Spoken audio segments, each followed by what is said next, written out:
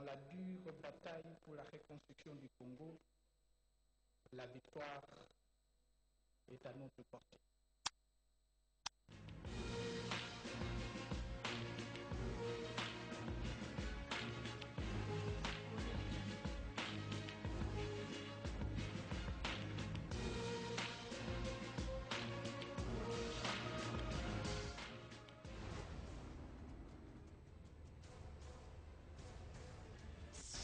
Le porte-parole du gouvernement, Lambert Mende Omalanga, a tenu un point de presse ce matin.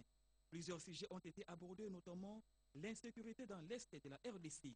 À Washington, le Premier ministre, Augustin Matata Ponyo, était l'invité du Centre de conférence internationale Wilson. Dans son adresse, il est revenu sur les performances économiques du gouvernement. Un autre Congo est-il possible? Thème de la table ronde ouverte ce mardi par le ministre du Plan, Célestin Pounabandi. Une initiative de World Vision, soir actualité 20h. Françoise Bouelaboiti. Madame, Monsieur, bonsoir. À la une encore ce soir, un an après sa disparition tragique, Augustin Katumba Mwanké est encore vivant dans les esprits de ses proches à Puerto, mais aussi à Kinshasa. Dans ce journal, les images de la messe de commémoration organisée pour lui ici dans la capitale. Les compteurs affichent 314 jours aujourd'hui depuis la reprise de combat dans l'est de la République démocratique du Congo.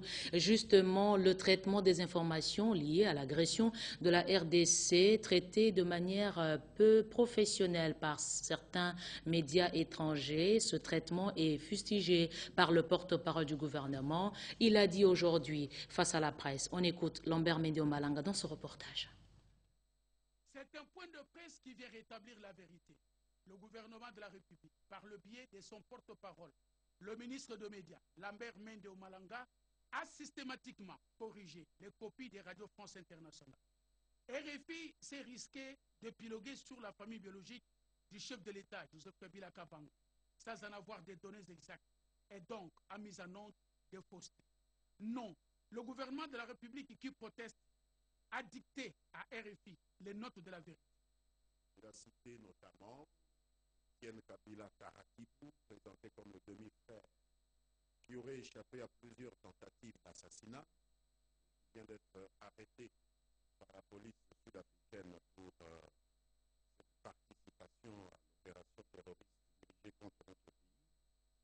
Il a parlé de Aimé Kabila, présenté comme demi-sœur du président, assassiné en 2008 à Kinshasa, et il a parlé d'une Hortense Kabila, présentée aussi comme demi-sœur, assassinée à Lubumbashi, selon lui, par des éléments de la garde républicaine. Que ces informations sont totalement dénuées de fondement.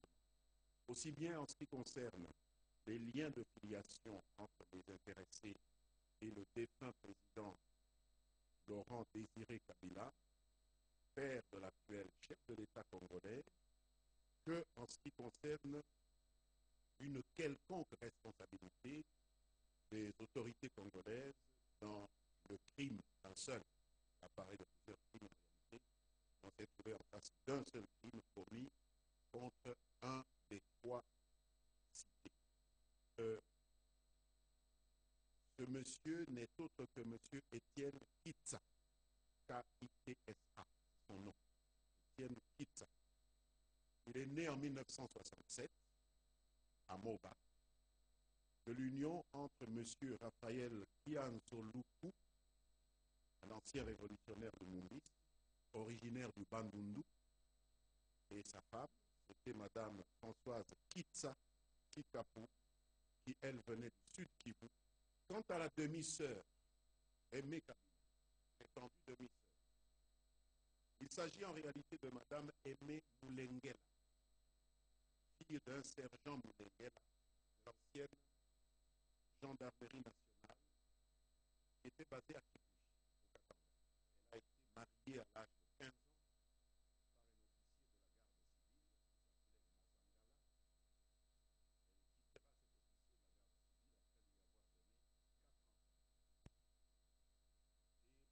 par un officier de la garde civile qui s'appelait Mazangala. Elle quittera cet officier de la garde civile après lui avoir donné 4 ans. Et pour se faire attribuer un passeport diplomatique après l'arrivée au pouvoir des autorités actuelles, elle prétendra être Aimé Kabila, fille du président Laurent Désiré Kabila, et obtiendra même un passeport diplomatique. S'agissant de Hortense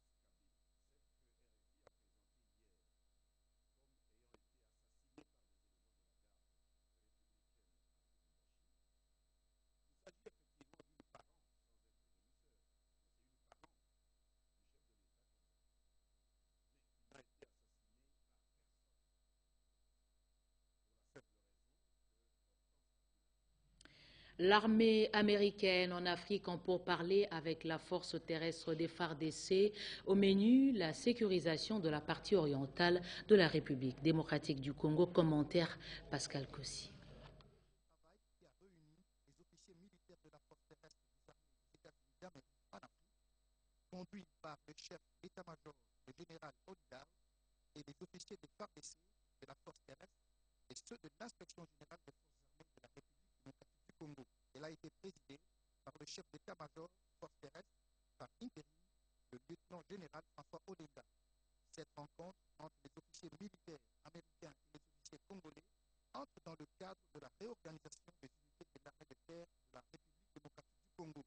Une mission que le commandant suprême des FARDC et président de la République, Joseph Kabila Kabange, a confiée au lieutenant général François Olenga au mois de novembre 2012, en dépit de ses fonctions d'inspecteur général des forces armées de la République démocratique du Congo.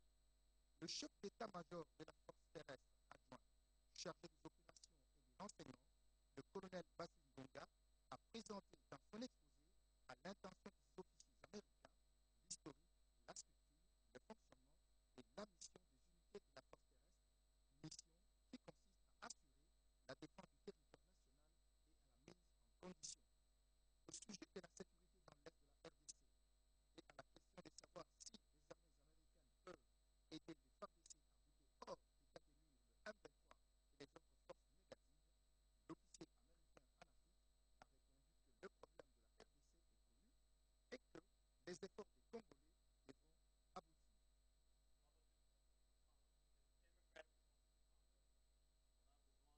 Aider l'armée de la RDC à résoudre ses propres problèmes.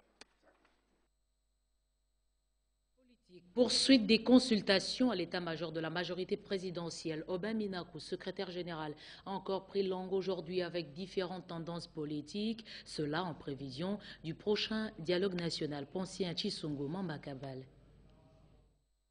Il est le coordonnateur principal de l'Union européenne pour la région des Grands Lacs. Cohen Verac a rencontré ce mardi 12 février 2013 le président de l'Assemblée nationale. C'était pour échanger sur la tenue des élections provinciales, urbaines et locales en République démocratique du Congo.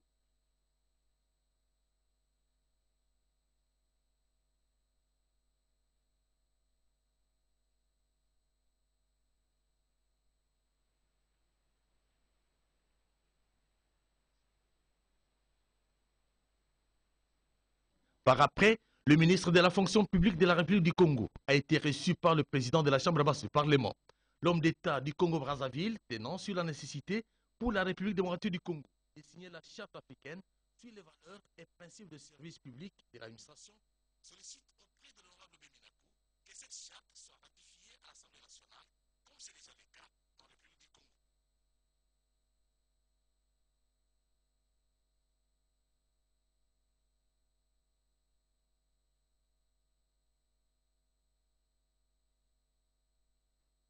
Comme avantage, cette charte rapproche l'administration des citoyens.